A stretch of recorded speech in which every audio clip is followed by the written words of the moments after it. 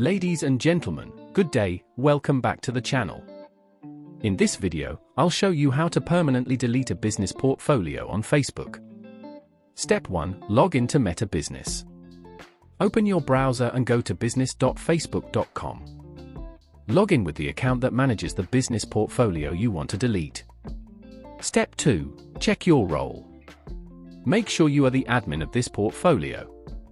Only admins can delete a business portfolio. Step 3. Open Business Settings. On the left-hand menu, scroll down and click on Settings. Now, select Business Info at the bottom of the menu. Step 4. Delete the portfolio. Scroll all the way down until you see the option Permanently Delete Business Portfolio. Click Delete and confirm with your Facebook login details. Step 5. Confirm deletion. Once confirmed, the portfolio will be permanently removed along with all the assets linked to it, unless you've moved them elsewhere beforehand. And that's it! You've successfully deleted your Facebook business portfolio. If this tutorial was helpful, don't forget to like the video and subscribe for more guides.